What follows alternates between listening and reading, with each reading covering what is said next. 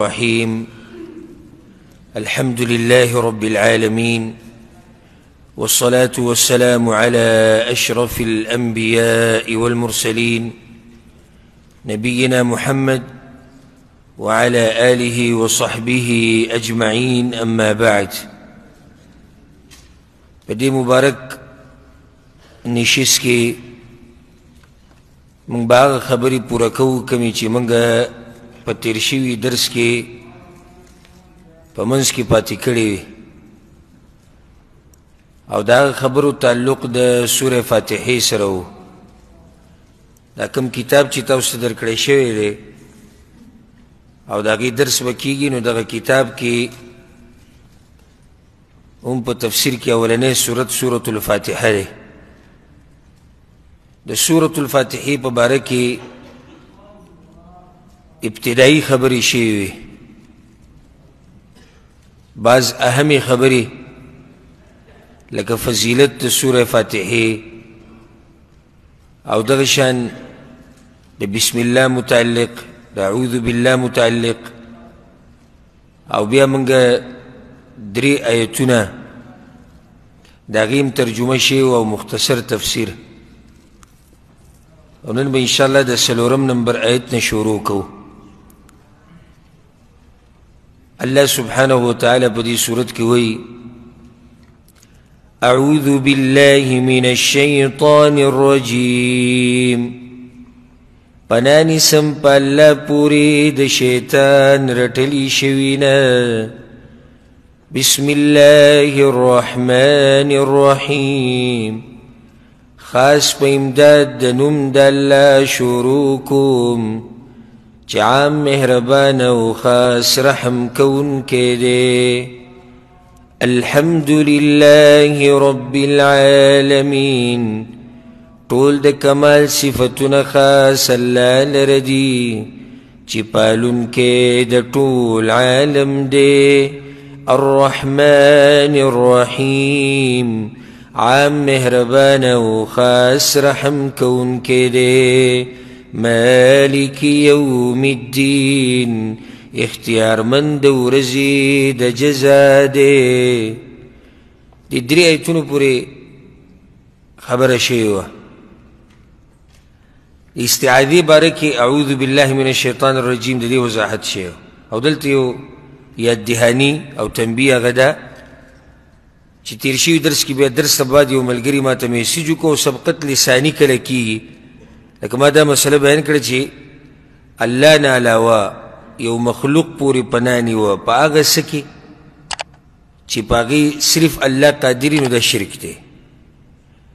نو ما هم دقه شان بیان کړه. بیا په یو ځای کې سبقت لساني وشو، ما په الله پورې پناه نیوه، نو هغه صحیح دی چې په مخلوق پورې پناه نیوه په هغه څه کې چې صرف په الله قادر دا شرک دی. کله درس درمیان کې سبقت لساني کېدی، د سبقت لساني وایي لکه سړی پوه نه یو خولې نه یو ټکی په ځای بل لوځي، یا کتاب لیکل کوي هغې ته سبقت قلم وایي. کله یو عالم کتاب لیکلی او پوه شوی نه په لیکلو کې په یو ځای کې خطا شي، نو داسې خبرې په دې باندې تنبیه را کول په دې باندې خوشحالي. په هغه درس کې موږ دا مسله بیان کړې چې الله نه علاوه یو مخلوق پورې پناه نیوه په هغه څه کې چې صرف په الله قادري دا شرک دی. نو بیا ما دې خبرې تکرار کوو، نو ما وی مطلب دا شو چې په الله پورې پناه نیوه داسې کې یعنی د الله د مخلوق پورې پناه نیوه، دا مخلوق ټکی پکې ما نه هېر شو. نو داسې یو یاد دهاني او یو وضاحت ته د خبرې. بیا د بسم الله الرحمن الرحیم په باره کې م وضاحت شوی او دغه 3 آیتونو په باره کې. د هغې نه بعد الله سبحانه وتعالی وایي، او د دې ځینې زموږ دا نوی درس شروع کېږي. ایاک نعبد. ایاک نعبد. خاص تا بندگی کو منگا. یا ایاک نعبد.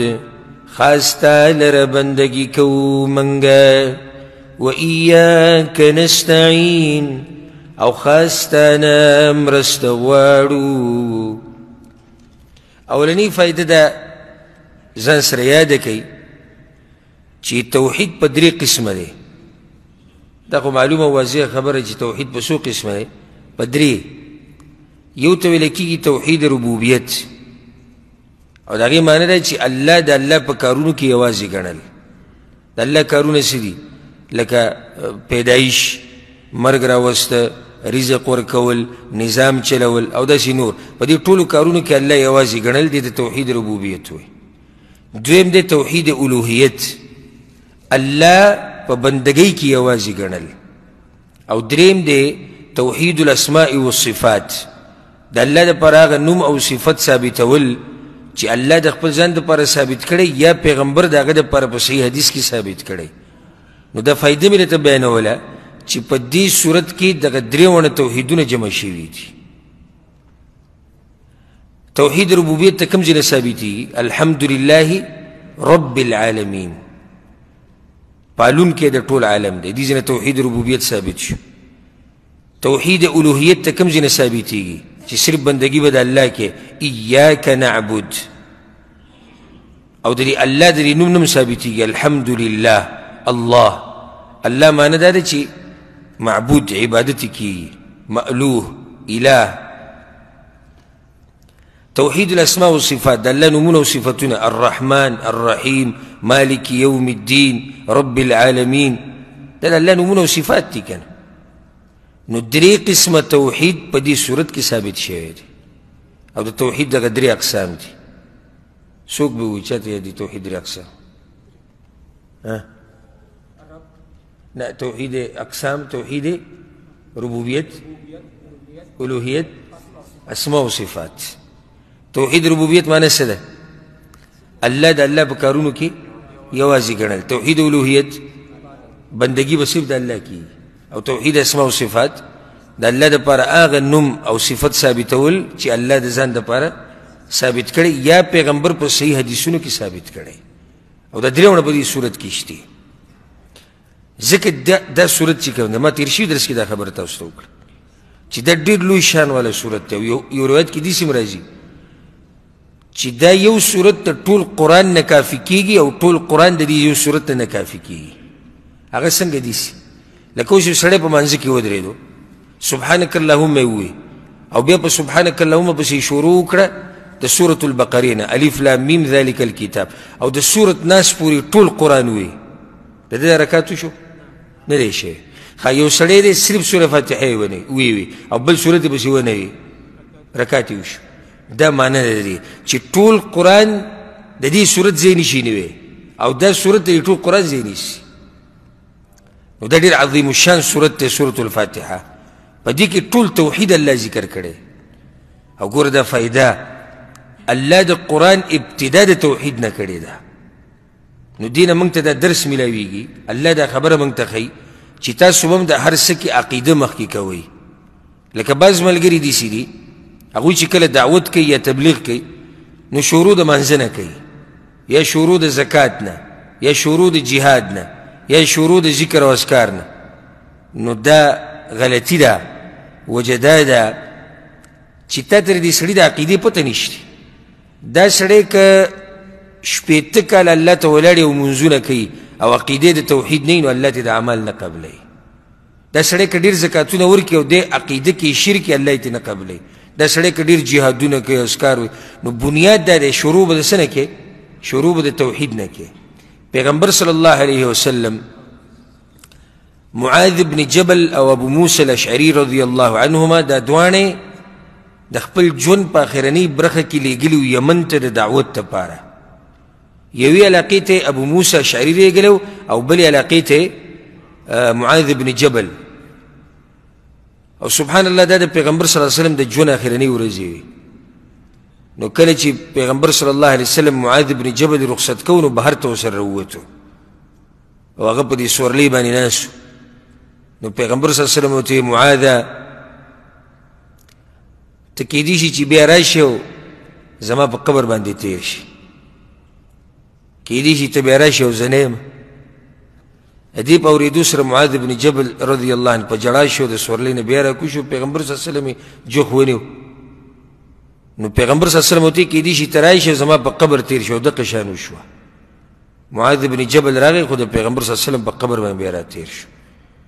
د ژوند په دې اخرنۍ برخه کې پیغمبر صلی الله علیه وسلم معاذ بن جبل لېږلی دی او دی ورته ووایي ګوره د دې لپاره مې ته دا حدیث ووایي معاذه چې کله ته یمن ته ورسېدې نو اولنی دعوت به د لا اله الا الله ورکې لا اله الا الله څه ته وایي عقیدې ته وایي که نه شروع به د عقیدې نه کوي نو بیا ورته څه وایي وایي که چېرته دی ومنله نو بیا به ورته د مانځه خبره وکړي معنه دا ده که دا کلمې ونه منله نو مونځ له فایده نه ورکوي بیا ورته مونځ مه ښایه اولنۍ خبره به ورته د عقیدې وکړي که عقیدې در سره ومنله نو بیا به ورته د مانځه مسله وښیي که د مانځې در سره ومنله نو بیا به ورته د زکات وښیي معنه دا ده چې مونځ دې نه وي نو بیا زکات هم نه قبلېږي دا ډېره اهمه فایده شوه ټولو ملګرو دپاره چې عقیده دې نه وي یو عمل هم نه قبلېږي مونځ ورسره هم نه قبلېږي او چې مونځ نه وي په منځه کې ناکامه نو هم دا نور عمل دی اسې لاړو ولې ځکه چې حدیث کې دا راځي چې اولنی تپوس به د قیامت په ورځ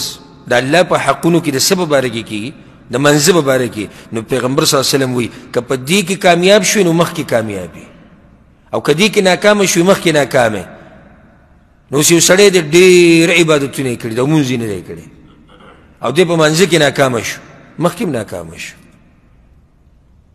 نو بعض زمونږ هغه پښتانه سادهګان دي چې نورو اعمالو له زور ورکړی دی او مونځ ترې پاتې شوی دی یا منځه له هم زور ورکړی دی او عقیده ترې پاتې شوی دی نو بنیاد عقیده دی که څوک درنه تپوس وکړي چې په دې څه دلیل دی چې بنیاد عقیده ده وایي د قرآن شروعات الله د عقیدې نه کړی دی الحمدلله رب العالمین دا عقیده ده که الرحمن الرحیم دا عقیدې سره تعلق ساتي مالک یوم الدین عقیدې سره تعلق ساتي ایاک نعبدو خاص تا بندګي کوو دا د عقیدې سره تعلق ساتي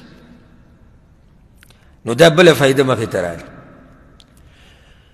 اوس ګوره موږ چې کله صورت شروع کړو نو موږ دا ووایي چې ټول د کمال صفتونه د چا دپاره دي د الله دپاره دي هغه الله چې عام مهربانه دی او خاص مهربانه دی او واکمن د ورځې د جزا دی نتیجه راووته ایاک نعبدو یا الله چې ته دومره لوی ذاتي نو بیا موږ صرف ستا بندګي کوو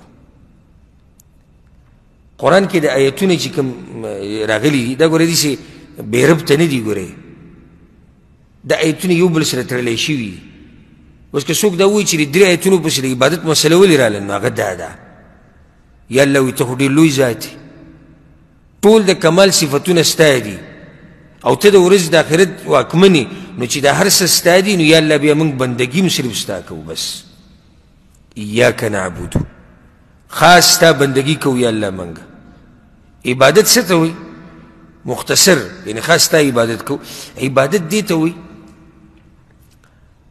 خبره منل د الله سره د عجزۍ او سره د محبته هر هغه خبره چې د الله خوښوي او هر هغه کار چې د الله خوښي که هغه پټ او که هغه ښکاره په دې باندې عمل کول دې ته عبادت وایي او د عبادت کې به دوه خبرې لازمي دي عبادت کې دوه خبرې لازمي دي یوه د الله په مخ کې عجزي او دویم د الله سره محبت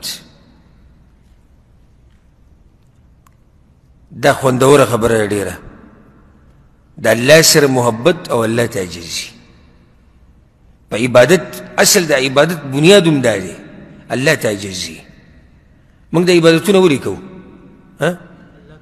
الله ته ځان عجزه کوو دی بنیاد دی خو الله ته ځان ولې عجزه کوې ځکه چې الله سره د محبت دی موږ د تندې راوالو دا په انسان کې قیمتي ځای دی دا بنیاد دی دا موږ دا تندې راولو او الله ته په خاورو کې کیدو په ځمکه کې کیدو خو د هغې د لاسه زموږ هغه زړه خوشحاله شي او یو انسان ته چې ته معمولي داسې ټیټ شي داسې معمولي نو ځان به درته ذلیله ښکاره شي وجه دا ده چې د الله په مخ کې ځان ذلیله کولو کې خون پروت دی دا خون پکې په دې دی ځکه چې زموږ سره محبت دی اوس که موږ ټول عمر الله ته د تندې په خاورو کې ککړ کړو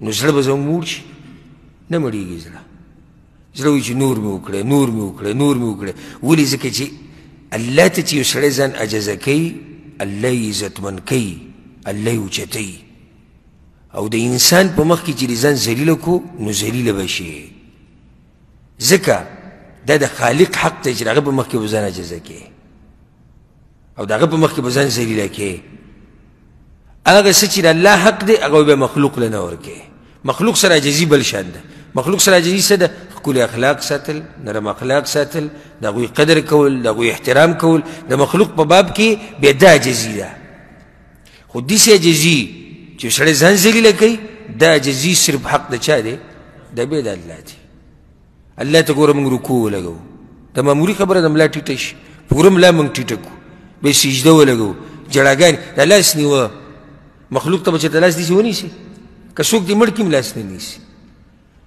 ډېر داسې شتي چې د لوږې نه مړه شوي دي ښه سختې پرې دي ښه حالات یې کمزوري دي خو مخلوق ته لاس نشي نیوی او الله ته موږ لاس ونیسو په هغې هم دا زړه سم داسې کولاو شي دا سینه هم څه شي پراخه شي داسې الله ته لاس نیولي سم خوند کوي د الله ته چې لاس نیولي داسې او د الله په مخ کې د عاجزي او الله ته چې دا جړاګانې کوي په دې کې یو ناشنا خوند پروت دی چې الله ته جړاګانې کوي خو دا عبادت نن سبا ورک شوی د الله ته جړاګانې کول وجه دا ده چې هلته زمونږ عبادت هغه مرتبې ته نه دی رسېدلی زمونږ هغه توجه هغه درجې ته نه دی رسېدلی ځکه چې موږ چې دعاګانې غواړو خو عادتي دعاګانې دي اکثر دعاګانې څه دي عادتي دي لکه اکثر زمونږ د پښتانه چې منځه نه باید دعا کوي فرض منځه نه باید دوی ته یو عادت جوړ کړی نو لاسونه خو به یو داسې نیولي داسې او بیا به داسې ګوري او بیا به داسې ګوري او بیا به هغه لاسونه راولي مخله به یې راواچي دا دعاګانې الله قبلوي او دې دعاګانو کې خوني نه دې کې خوند کوم ځای کې دی دې کې خوند د کوم ځای نه راشي لکه اوس تا پسې یو غریب راغی تا پسې او تا ته لاس داسې نیولی چې ما له یو پنځیره دې راکړه او ګوري موبایل ته ما له یو پنځیره دې راکړه ګوره پکې وره ته دا غریب هم دی او دې تکبر ته وګوره لاس یې ما ته نیولی او ګوتې به څه کوئ په موبایل کې سره ولا نه ورکوي زه ورکېږه نو بیا ته څنګه الله ته لاس نیولي دي کله یې توجه یو طرف ته ځي او کله یې توجه بل طرف ته ځي هغه الله ته چې ته پوره توجه ورکړي نو خوند به پیدا شي نو بیا جړا به دله درشي الله چې راته رایاد شي جړا به درځي دا کله چې انسان په عبادت کې یو مرتبې ته ورسي توجه یې د الله طرف ته چې کله د الله طرف ته توجه جړا به درشي چې الله ته توجه نشي تاله جړا نه درشي څومره خلک به یې چې د الله د یېرې نه به جاړي او د سترګو نه به یې اوښ کتلي ډېر لږ خلک به د شمار خلک به حالانکه دا اوچته مرتبه الله دوی له ورکړې ده حدیث کې دا راځي پیغمبر صلی الله علیه وسلم وایي چې 7 یظلهم الله فی ظله شپږ اووه کسان دي اووه قسمه خلک چې الله به د قیامت په ورځ د خپل عرش په سوري کې ودروي اووه قسمه خلک دي هغه اووه قسمو کې یو څوک دی ورجل ذكر الله خاليا ففاضت عيناه یو سړی دی ځان له یوازې ناست دی الله ورته رایاد شو د سترګو نه یې اوښکې روانې شو دا سړی به د عرش په سوري کې ودرېږي دا ګوره لوی عبادت دی چې یو سړی ځان له ناست او الله ورته رایاد شي او په ژړا شي نو الله دې دا قسم عبادت موږ ته نصیب کړي او الله دې د دې عبادتو خوند زموږ په زړه کې پیدا کړي ما خبره دا کوله چې په عبادت کې دوه خبرې لازم دي څه الله ته عاجزي سره د محبت او چې محبت ته نه ته به عبادت هم نشي کولی لکه اوس ګوره یو سړی راغی د شپې په تیارو کې راپاسېد خلک ټول وده پراته دي او دی راپاسېد الله ته ودرېد او اوږد مونځ یې وکړو اوږده سجده اوږده رکوع او جاړي او تلاوتونه کوي دا چې محبت نه کېږي نه دا محبت ته په اصل کې څومره چې ستا د الله سره محبت ډېري نو دومره به ستا عبادت کې خوند ډېري او دومره به د عبادت اوږدي او دلته بیا بله مسله ایاک نعبد خاص بندگی کوو موږ د چا د الله بندگی نه عبادت دپاره دوه خبرې لازم دي موته او هر سړی دا غواړي چې زموږ د عبادت څه شي قبول شي چې ته دا وایې چې زما عبادت قبول شي نو دوه خبرې لازم دي. دوه خبرې د عبادت ته قبلېدو دپاره لازم دي. یوه په دې عبادت کې به اخلاص وي. اخلاص معنی څه ده؟ چې د عبادت به خالص د الله دپاره وي. دویم په دې د عبادت به په طریقه د رسول الله صلی الله علیه وسلم. نو دوه خبرې شوي، که مختصر یادې او یې لیکې، نو یو اخلاص او دویم متابعت. اخلاص یعنی چې د عبادت د الله دپاره، متابعت معنی ده چې د عمل د پیغمبر صلی الله علیه وسلم په طریقه. دا خبره ته زه ذکر کوم ټول به کې راجمع شي. د عبادت په باب کې خلق سلور قسمه دي، ټول خلق سلور قسمو کې راځي. یو هغه دی چې نه پکې اخلاص شتي او نه د پیغمبر تابعداري شتي، دا خو تباه و برباد دي. نه اخلاص شتي او نه تابعداري شتي. دویم اخلاص پکې دی، تابعداري پکې ده، د بالکل کامیاب خلک دي. لکه یو سړی عمل کوي صرف یې د الله دپاره کوي، د الله د راضي کولو دپاره یې کوي او په طریقه د پیغمبر یې کوي، دغه کامیاب خلک دي. دا دویم قسم خلک شو. دریم قسم خلک هغه دي چې هغوی سره عمل کې د پیغمبر تابعداري کوي، عمل کې د پیغمبر تابعداري کوي خو اخلاص پکې نشته. نو د دوی د عمل الله نه قبلی او دوی د شرک په یو قسم کې پراته دي. مثال پهله در کوم خبره به واضح شي. اوس موږ د ماسخوتن دا لمونځ وکړو، ټولو ملګرو د ماسخوتن لمونځ وکړو. اوس یو سړي موږ سره لمونځ وکړو په دې ماسخوتن په دې جمع کې ولاړو او بالکل د پیغمبر په طریقې لمونځ وکړو. متابعت خو پکې شتي، هغه یو شرط پکې راغی. خو دا لمونځ یې دې دپاره وکړو چې خلک مې صفت وکړي، یا یې دې دپاره لمونځ وکړو چې د پلانې او علانې مې ویني، یا د دنیاوي بل څه مقصد دپاره لمونځ وکړو. دا ریاکاري ده او ریاکاري د شرک په اقسامو کې یو قسم دی.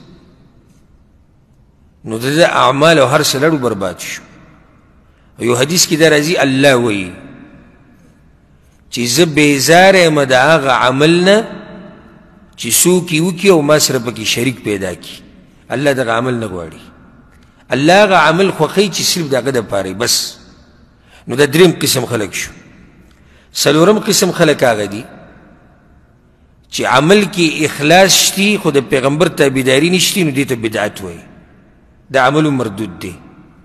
حدیث کې راځي کنه، مشهور حدیث دی، من عمل عملا ليس عليه امرنا فهو رد. چا چې داسې عمل وکړو پیغمبر وایي چې زموږ پسې امر نه و، په دې دین کې څه اصل نه و، نو دا عمل مردود دی. مثال سره به خبره واضح شي.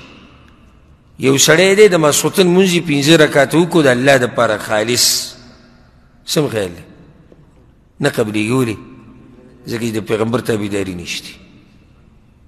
نو دا فایده یاده کوي او په زړه یې ولیکئ چې د عمل د قبلېدو دپاره څو خبرې لازم دي؟ نه، دوه. یوه اخلاص او دویم متابعت د پیغمبر صلی الله علیه وسلم. بیا موږ وایو چې په دې باب کې خلک په څلور قسمه دي. یو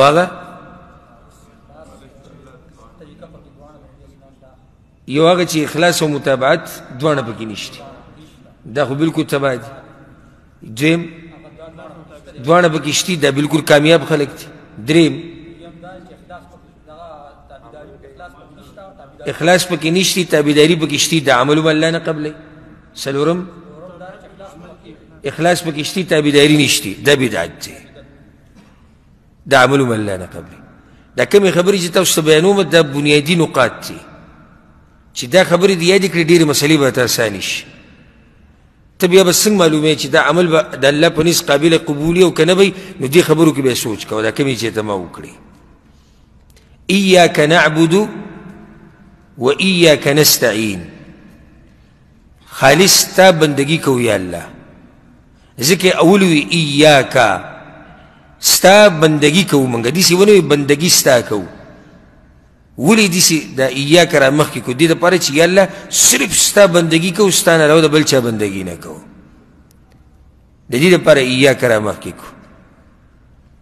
بلا خبره إياك نعبد بسيدي بسي وإياك نستعين او خاستان مرست غواړو ستا بندگی کو او صرف ستانه مرست غواړو نو دلته به یو څو مسلې بیان کو یوه عبادت یې مخکې کو او مرسته یې څه کړه وروسته کړه ولې وجه دا چې عبادت ډېر اوچت مقام دی نو هغه یې دغې نه مخکې کو دویمه وجه ډېره مزېداره ده ډېره مزېداره إياك نعبد يلا خالص تا بندگی کوما و إياك نستعين او خاصتان مرسته غواړم نو معنی دا شو ګوره و یلا ستا بندگی کوما او ستا په مرسته به کوما چې ته راسره مرسته نه کوې نو بیا یې نشم کولی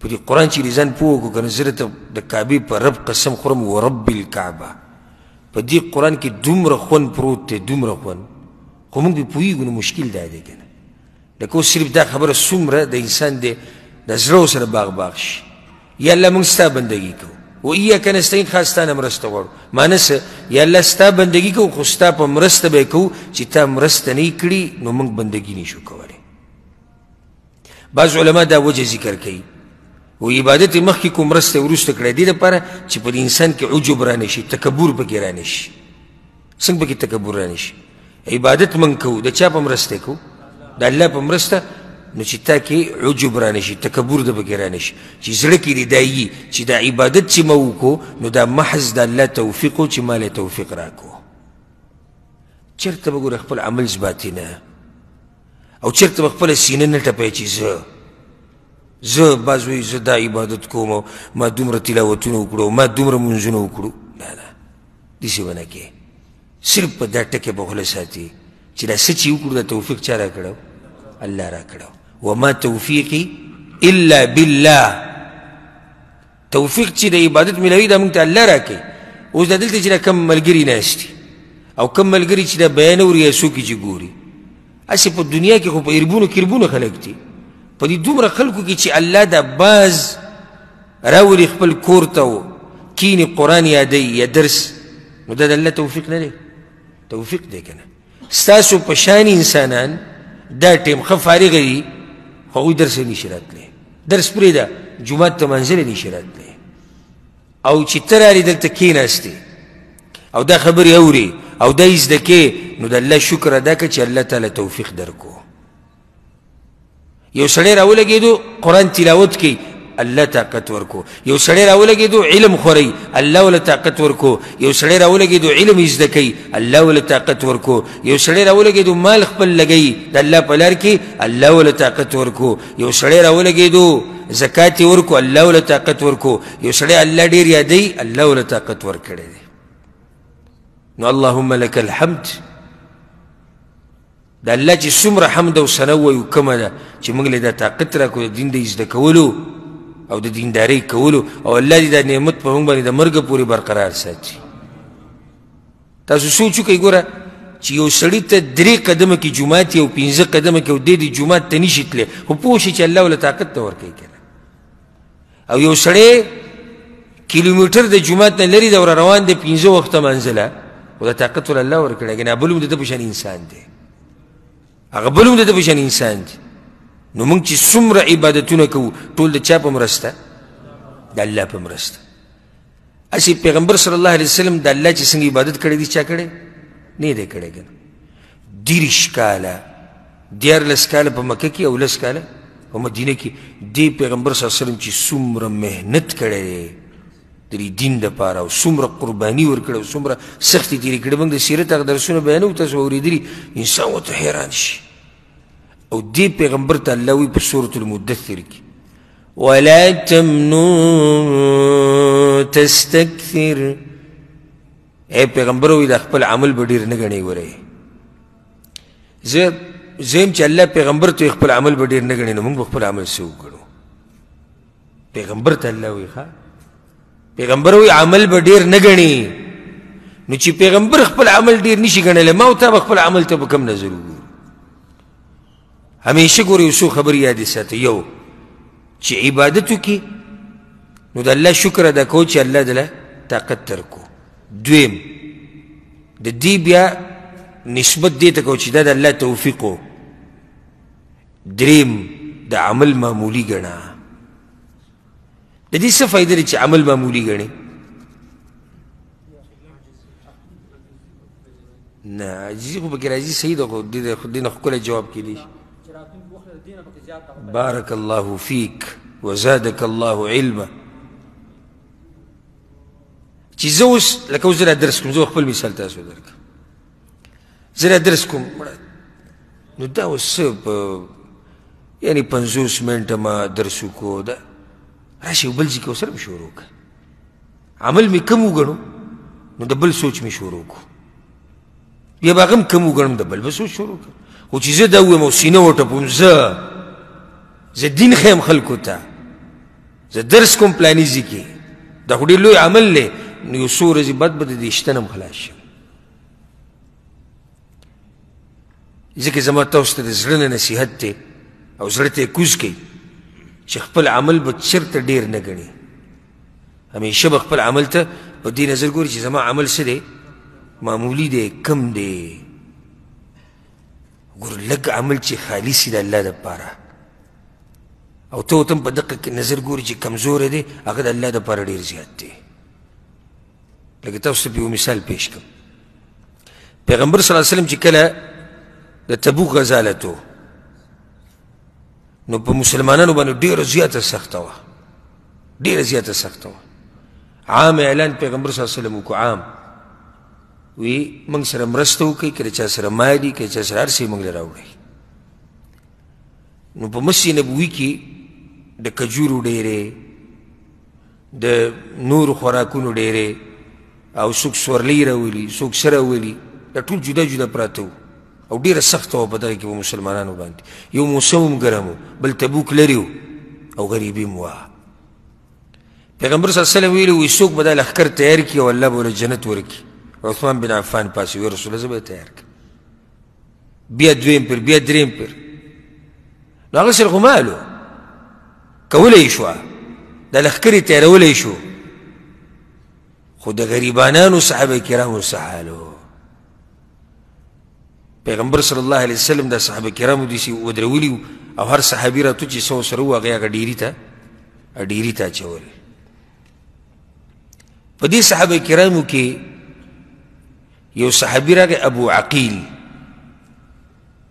چې دا ډېر غریب صحابي و او د ځان سره یو چونګ کجوري داسې راغستې وه، څو چونګه، او هغه یې پټې نیولې وې چې دا به لږې ورته ښکاري دي. ګوره دا ورته څه ښکاري دي؟ لږې ورته ښکاري دي او ویم لږې. اوس خلک راځي لکه د عثمان بن عفان په شان څو سوه اوښان یې راوستو او اسونه، او دا سره زرې راوړو، دا سپین زرې، وایي د پیغمبر صلی الله علیه وسلم دې جولۍ ته داسې وړوله، هغې داسې کړنګا کوله، او پیغمبر صلی الله علیه وسلم بیا هغه سره زر او سپین زر داسې کولي. عثمانه د نن نه بعد چې هر څه کوې ته تا ته نقصان نه درکوي، ځکه تاسې هم جنت ته تللی. خو دغه ابو عقیل ناشنا و، هغه څه لږې ورته کجورې وي که نه، نو هغه داسې راغی پټې یې نیولي دي لېڼ کې ولاړلې. نو پیغمبر صلی الله علیه وسلم ورته ابو عقیل څه دي راښکاره یې که که نه؟ هغه سترګو کې اوښکې راغلې، یا رسول الله دا بس دا نه راښکاره یې که. هغه خو دا وي چې زه به یې دې ډیري ته پټ ور واچوم ځم به، خو پیغمبر صلی الله علیه وسلم پرې نظر پرې وته. ابو عقیل دا څه دي راښکاره یې که؟ هغوی نه یا رسول الله راښکاره یې که وایي، او د سترګو نه اوښکې روانې وي. ابو عقیل خو هغه صحابه کرام خو ځان قربان و، و یا رسول الله دا بس دا نن مې دیاړي وکړه راوړې، او هغې ته ور واچولې هغه ډیري ته. الله سبحانه وتعالی د دغه خلکو تذکره په قرآن کې کړې ده. منافقانو په دوی پورې وخندل، الله وی زه به وخندم په منافقانو پورې. ولې دا لږ عبادت و، دا لږ و، د کجورې ډېرې نه وي، لږې وي، خو الله ته ګرانې وي. ولې الله ته ګرانې وي؟ اخلاص و پکې، او ابو عقیل لږې ګڼلې، عجزي وه، او لږې دي ډېرې ورته ونه وي، پټې ساتلې. یا رسول الله ګور، او بل خپل عبادت پټول. یا رسول الله بس دغه نه ورته یو راښکاره یې کړو چې راښکاره یې کړی و، سترګو نه یې اوښکې را روانې وي سورة توبه کې دغه باره کې به ایتونه نازل شوي دي چې کله منافقان د خلکو پورې وخاندل. الغرض زما خبره دلته اوږده شوه د عبادت کې او مرسته کې، خو هغه دا وه خبره د فایدې دپاره مې وکړه چې زموږ د عبادات داسې شي چې الله یې رانه قبول کړي. ایاک نعبد و ایاک نستعین، خاص ستا بندګي کوو موږ او خاص ستا نه مرسته غواړو. دلته یو فایده، د انسان نه مرسته غوښتل شرک دی؟ همیشه جایز دی؟ نه همیشه جایز دی او نه همیشه منع دی. بعض خلک داسې وایي د غیر الله نه مرسته غوښته کفر او شرک دی. نه، وضاحت یې وکړه. د غیر الله نه مرسته غوښته په هغه څه کې چې هغه د الله کاري، دا کفر دی. لکه اوس یو سړی یو بابا ته یو پیر ته را مدد شوی او هغه مړلی، مرسته ترې غواړي، یا ورځي ماله بچي راکړه. بچي ورکول د چا کار دی؟ دا خو د الله کار دی. یا زما ژوند اوږد کا، دا خو د الله کار دی. او زه تا ته اوس داسې وایم، زه ګاډي ته سامان خېجم، پلانیه راشه دا سامان راسره وخېجوه، دا مرسته غوښته دي که نه؟ خو دا جایز دی. ولې؟ ځکه چې دغه سړی یو خو ژوندی دی، دویم حاضر دی، دریم په دې کار یې طاقت دی چې درې خبرې پکې وي. دا سړی به څه ژوندی به، حاضر به، طاقت به. د حاضر قید ورسره موږ ولې ولګو؟ لکه اوس یو سړی په پاکستان کې دی او ته ورته دې ځینې چغې وایي، دا ناروا ده. یو سړی مړلی ناروا ده، شرک په زمره کې راځي. یو سړي طاقت نشته، دا کار د الله دی، دا هم شرک کې راځي. نو دا درې خبرې پکې لازم دي. دا سړی به صحیح ژوندی به، حاضر به او په دې کار به طاقت وي. اهدنا الصراط المستقیم، وښایه موږ ته لاره نیغه. وی الله موږ ته وښایه لاره نیغه. دې کې یو ښکلې معنی پرته ده، هغه دا ده ایاک نعبد و ایاک نستعین. یا الله ستا بندګي کوو او ستا نه مرسته غواړو. نو ستا بندګي کوو، نو د دې خپلې بندګۍ دپاره راته لاره نیغه وښایه چې ښه بندګي دله وکړو. دا یې تغییر حدیث وتړلی شو. اهدنا الصراط المستقیم، یا الله وښایه موږ ته لاره نیغه. دا دعا ده، دا اوس دعا وغوښته که نه. نو دلته یو بله فایده یې زده کوي. کله چې دعا غواړي نو اول به د الله حمدونه او ثناګانې ووایي، بیا به دعا غواړي. ډایرکټ دعا مه شروع کوه. لکه ته لا سوچېږي که نه یا الله ما وبخه، یا الله په ما رحم، ډایرکټ مه شروع کوه. اول د الله حمد او ثنا ووایه، اللهم لك الحمد، یا الله ستا حمدونه، یا الله ستا ثناګانې ووایه، یا الله ته ډېر لوی ذات، یا الله ته ډېر کریم ذات، یا الله ته ډېر مهربانه ذات. او بیا خپله دعا ور مخکې کړه. چې کله ته د الله صفات ووایې، حمدونه ووایې، ثناګانې ووایې، الله په دې خوشحالېږي. الله دا غواړي چې دا بندګان زما حمد او ثنا ووایي. چې تا کله حمد او ثنا ووایې او الله په دې راضي کېږي او بیا دې پسې دعا وکړه، هغه دعا دله الله قبلوي. دلیل په دا صورت دی. اول تا څه ووایې؟ الحمد لله رب العالمین الرحمن الرحیم مالک یوم الدین ایاک نعبد و ایاک نستعین. ټول د الله حمدونه او صفات دې بیان کړو. خو وایې څه؟ اهدنا الصراط المستقیم. موږ ته نیغه لار وښایه. اهدنا الصراط المستقیم. اهدنا الصراط المستقیم، وښایه موږ ته لاره نیغه. لاره نیغه کومه یوه ده؟ دې باره کې علما اوږدې اوږدې خبرې کړي دي. امام ابن القیم رحمه الله ډېر ناشنا وضاحت کړی دی. دا مستقیم څه ته وایي؟ نیغه لاره کومه یوه ده؟ وایي هو طریق الذي نصبه الله لعباده على ألسن رسله. نیغه لاره هغه ده چې الله د خپلو بندګانو دپاره یې ښودې ده یا واضحه کړې ده د پیغمبرانو په ژبه باندې. د ښکلی تعریف دی. نیغه لاره کومه یوه ده؟ چې الله واضحه کړې ده خپلو بندګانو ته د چا په ژبه باندې؟ د پیغمبرانو په ژبه باندې. نو اهدنا الصراط المستقیم، وښایه الله موږ ته لاره نیغه. نیغه لار موږ ته وښایه الله. نو نیغه لار قرآن او حدیث دی، بله لار ګورې نشته. تاسو ته به حدیث یاد دي که نه؟ پیغمبر صلی الله علیه وسلم چې کرښې داسې وویستې، یو کرښه یې داسې وویسته او د هغې نه غاړې ته نورې کرښې وویستې. وایي دا کرښه ډایرکټ چېرته تللې ده؟ جنت ته تللې ده. او دا کرښې چې دي دا جهنم ته تللي. دا لارې په هره لار باندې وایي خلک ولاړ دي، تا به جهنم ته رابلي. مطلب دا شو سیده نیغه لار چې ډایرک جنت ته تللی ده او په جنت ودرېږي هغه د قرآن او د حدیث لار ده. معمولی چې د قرآن او حدیث نه خوا کېږي او دې خوا کېږي نو ګمراه کېږي. اهدنا الصراط المستقیم یا الله وښایه موږ ته لاره نیغه. دا هدایت په ډېر څه میلاویږي لکه خبره به زموږ نه اوږده شي. ته د الله نه هدایت وغوښته چې یا الله ما ته نیغه لار وښایه که نه. نیغه لار د قرآن دی دا کوم چې موږ وایو دا نیغه لار ده. حدیثونه نیغه لار ده. دا سوره فاتحه چې ختمه شي کوم سورت شروع کېږي؟ سوره بقره که نه. اوس ګوره ما ته اوس ووایي الله په دې کلام کې ډېر خوند پروت دی ډېره مزه پکې ده خو چې سړی پرې پوه شي. تا دلته ووایي اهدنا الصراط المستقیم وښایه موږ ته لاره نیغه. الله نه دې نیغه لار وغوښته که نه. بیا دې سوره فاتحه شروع کړه سوره بقره بسم الله الرحمن الرحیم الف لام میم ذلك الكتاب لا ريب فيه هدى للمتقين. دلته تاوی الله مال هدایت راکه کنه. الته الله تتوی وی دا کتاب دی کې هدایت پروت دی. یعنی خبره لري نه کړ دا غینه لنډه ته د هدایت لارو کوه. یا الله ما ته هدایت راک. الله لري نه ده. ذلك الكتاب په دې کتاب کې هدایت پروت دی. په دې قرآن کې دنه هدایت پروت دی. راونیسه دا قرآن.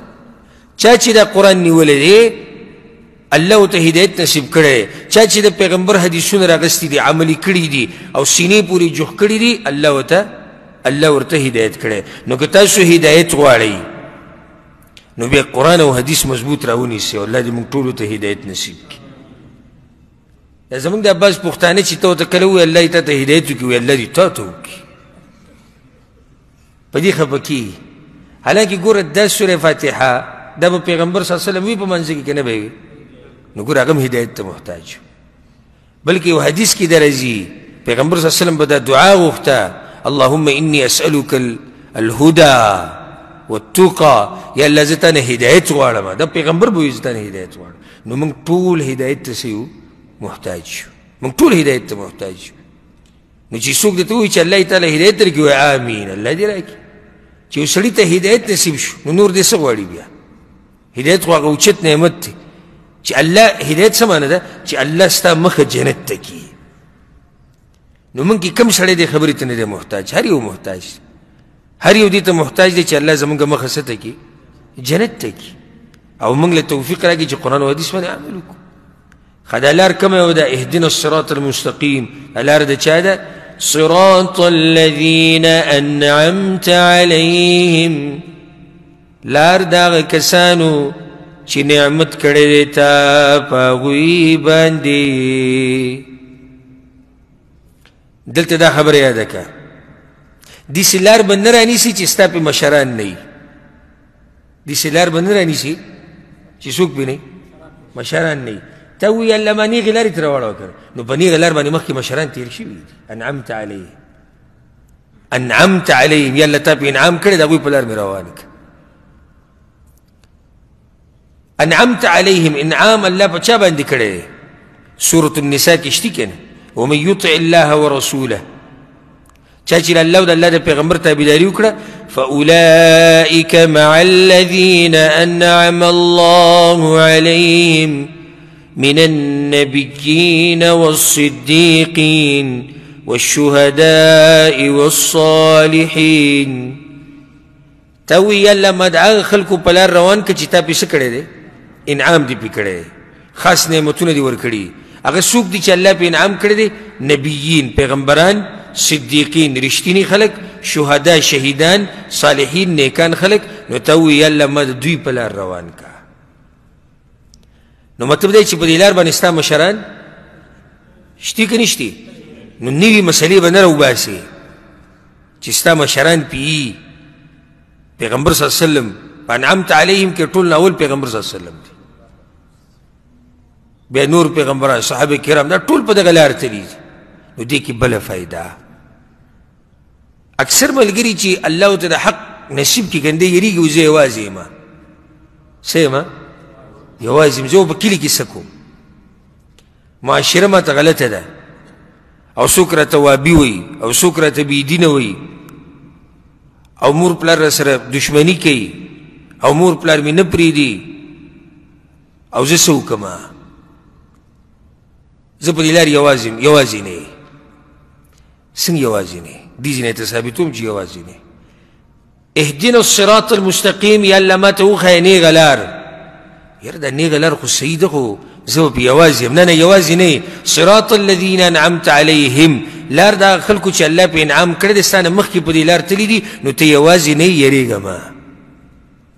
یېرېږه نو په حق کې چې الله دې ته حق نصیب کړ الله دې ته توحید عقیده نصیب کړه الله دې ته د پیغمبر صلی الله علیه وسلم تابعداري نصیب کړه بیا به یېرېږې نه ګورې ته په دې لار باندې یوازې نه یې ډېر خلک په دې لار باندې تللي دي چې هغه اوس دنیا کې نشتي او ډېر پې اوس شتي روان دي نو ته په دې لار باندې یوازې نه دا یو فایده شوه پیغمبر صلی الله علیه وسلم هم دا تذکیره کړې ده چې انعمت علیهم څوک دي چې په دې لار باندې تللي دي ما انا علیه واصحابي په کومه طریقه باندې چې زه عمل کوم او څوک صحابه کرام دا نیغه لار ده او الله انعام کړی دی په پیغمبر باندې هم او په صحابه کرامو باندې نو تاسو به لار ګورئ د هغوی مضبوطه رانیسئ د دین د مشرانو د سلف صالحینو سلف صالحین چا ته ویلی کېږي صحابه کرام تابعین او بیا تبع تابعین دغه درې پیړۍ دي غوره چې پیغمبر صلی الله علیه وسلم د دوی صفت په حدیث کې کړی دی نو ته به د دوی په نقش قدم ځي د ځان نه به نوي مسلې او بدعات او خرافات به نه راوباسي د ځان نه به په دین کې نوي ټانکې نه لګې صراط الذین انعمت علیهم لار دغه کسانو چې تا نعمت کړی دی په هغوی باندې غیر المغضوب علیهم نه هغه کسان چې غضب کړی شوی دی په هغوی ولا الضالین او نه ګمراهان دي یعنی یالله ما په نیغه لار روان که نیغه لار د چا ده چې هغه الله په انعام کړی خو د دوی د لارې نه مې یا الله ساته یا دا صفت ته د خلکو چې الله په انعام کړی چې هغوی ته الله په غضب کې نه دی او نه ګمراه دي نو یا الله ما د هغه خلکو د لارې نه ساته چې ته ورته په غضب کې او یا څه دي ګمراهان دي غیر المغضوب علیهم مشهور تفسیر دلته علما ذکر کوي دینه مراد یهود دي ولا الضالین او ګمراهان دینه مراد نصارا دي اگر که د ایتونه عام دي نو موږ به صفت بیان کو چې یهودو کې وو یهودو کې دا چلو چې علم ورسره او عمل ورسره نه او نصاراو کې دا عادت دی چې عمل ورسره شتي خو علم ورسره نشتی نو دې کې تا ته اشاره ده مسلمانه چې ځان به د یهودو او د نصاراو د صفاتو نه لرې ساتي علم به کې او په علم به عمل کې کم سړي سره چې علمي او عمل ورسره نه وي دغه صفت د یهودو دی کم سړي کې چې عملي او علم ورسره نه وي نو صفت د نصاراو یو سړي سره علم دی عمل نه کوي دا خو صحیح ده واضح ده چې دا په کږه لار روان دی یو سړی عمل کوي او علم ورسره نشي ده کیسې چل دی چل پکې دا دی کم سړي سره چې علم نه او عمل کوي نو اکثر عملي غلطي کم سړي سره چې علم نه او عمل کوي نو اکثر عملي صحیح غلطي علم پرنا کې چې کم عمل وکړی شي نو هغه د دین هغه کم تله چې کومه د دین چې کومه تله ده په هغه تله کې هغه عمل پوری او برابري نو ځکه دا دوه قسمه خلک ذکر شو دلته به ته یو فایده ذکر کړم بله په دې صورت کې درې ډلې ذکر شوې کومې کومې ډلې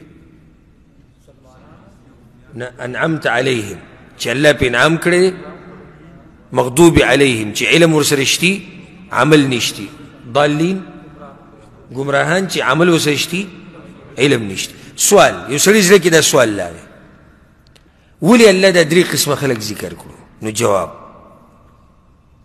دې ته غوږ کېده او په غور سره واورو جواب یې دا دی ټول انسانان په دې دریو کې دننه راځي د الله سبحانه وتعالی خبرې ګوره ډېرې ناشنایي ټول انسانان په دې دریو ډلو کې دننه راځي یا خو به یو انسان حق پیژني په هغې به عمل کوي علم به ورسره وي عمل به کوي نو دی په انعمت علیهم کې راغی الله په انعام کړی دی علم ورسره هم دی عمل ورسره هم دی او یا به دې سړي سره علم وي خو عمل به نه کوي نو دی به مغضوب علیهم کې راغی یا به ورسره عملي خو حق به نه پیژني علم به ورسره نه وي نو دی ضالین کې راغی نو ټول انسانان په دریو کې دننه راغلي اوس ما ته یو انسان داسې وښایي چې دریو نه بهر وي سوچ وکړئ ځه دریو نه بهر څوک کېدی شي نشي یا خو به یو سړی پوهه او عمل به کوي دا اوچت سړی یا به ورسره علم وي عمل به نه کوي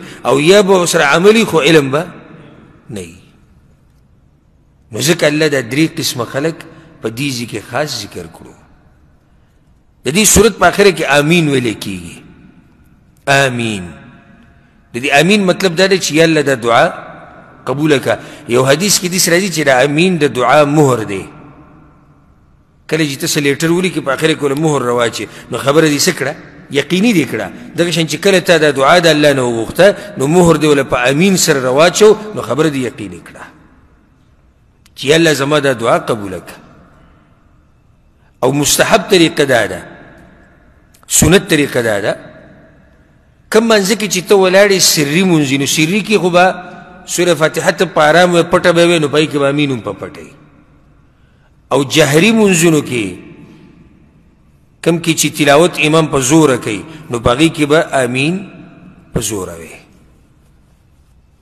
کم مونځونو کې چې امام سوره فاتحه په پټه وایي نو ته به هم امین په پټه وي او کم کې چې سوره فاتحه په زوره وایي او تلاوت په جهر سره کوي نو ته به څه کوې ته به په جهر سره امین وایې داسې دومره تیز به وې چې خوا او شا کې چې کوم نږدې ته کسان ولاړ دي یو څو دوی واوري دا سنت طریقه ده او په دې باندې صحیح حدیثونه راغلي موږ په دې کې تعصب نه کوو چې دا زموږ ملک کوي او که نه کوي زموږ مولای کوي او که نه کوي زموږ کار د پیغمبر صلی الله علیه وسلم طریقې سره دی او حدیث کې دا راځي واضح حدیث دی امام احمد امام ابو داود امام ترمذی راوړی وی پیغمبر صلی الله علیه وسلم چې به کله امین وي رفع بها صوته رفع بها واضح الفاظ دي اواز به اوچت کو په دې باندې یو حدیث کې دا راځي اذا امن الامام په صحیح بخاري صحیح مسلم کې دی کله چې امام امین وي نو تاسو هم امین وایي نو چې امام امین په پټه ووایي موږ به واورو موږ به نه اورو نو څنګه یې موږ ووایو نو دې نه ثابته شوه چې په جهري منځونو کې به امام هم امین په زوره وایي او مقتدیان به هم امین په زوره وایي دې سره زموږ د صورت اختتام ته ورسېدو دا درس هم اختتام ته ورسېدو او زه به یو پیر بیا دا صورت ووایم سره د ترجمې لفظي ترجمې چې کومو ملګرو کوم ملګري یادوي چې هغوی ته آسان شي اعوذ بالله من الشیطان الرجیم پناه غواړم په الله سره د شیطان رټلی شوي نه بسم الله الرحمن الرحیم خاص په امداد د نوم د الله شروع کوم چې عام مهربان او خاص رحم کوونکی دی الحمد لله رب العالمین ټول د کمال صفتونه خاص الله لره دي چې پالونکی د ټول عالم دی الرحمن الرحیم عام مهربان او خاص رحم کوونکی دی مالک یوم الدین اختیارمند ورځې د جزا دی ایاک نعبد خاص تعالی بندگی کوم و ایاک نستعین او خاص تعالی مرسته غواړو اهدنا الصراط المستقیم او خای من تلاره نیغه صراط الذین انعمت علیهم لار دا کسانو چې نعمت کړی تا په هغوی باندې غیر المغضوب علیهم ناغه کسان چې غضب کړی شوی دی په هغوی باندې ولا الضالین او نه ګمراهان دي کوم ملګری به واورئ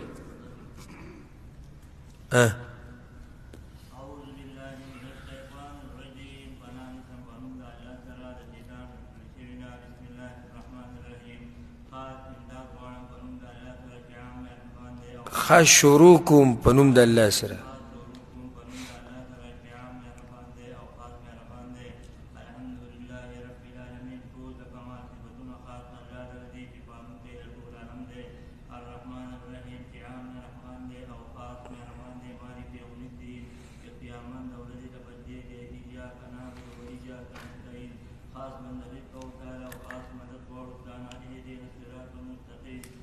وخيرات طريقا صراط الذين لا تأخذهم أنعمت عليهم كتابي نعمت باغبان غير المغضوب عليهم أو ندق ذكرك باغبان ولا الضالين أو ندق ما بل څوک تاوره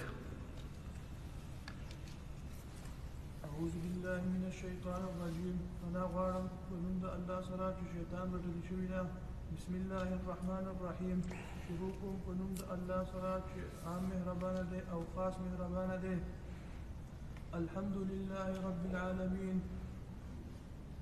الحمد لله طول ده كمال صفتنا الحمد لله طول كمال صفتنا لله خاص الله الذي رب العالمين شپالون کې د ټول عالم دی الرحمن الرحیم چې عام مهربانه دی او خاص مهربانه دی مالک یوم الدین چې بادشاہ د ورځې د جزا دی ایاک نعبد او خاص تعالی عبادت کوو او ایاک نستعین او خاص تعالی مرسته غواړو اهدنا الصراط المستقيم وخيلار من تنيغ سيدا صراط الذين اولاد كسان انعمت عليهم شتاب نعمت كريده غير المغضوب عليهم او شتاب غضب كريده او ناغه کسان چې تا په غضب کړ او نه چې نه ګمراهان دي بارك الله فيكم او الله سبحانه وتعالى دې موږ په دې قران باندې پوه کړي الله سبحانه وتعالى دا قران د قیامت پر ورځ زموږ د لپاره سفارش کوونکی وګرځي ان شاء الله پر روان درس کې بیا د جزء عمن شروع کو اخرنی لن سورتونه چې کوم دي هذا والله اعلم وصلى الله وسلم على نبينا محمد وعلى آله وصحبه أجمعين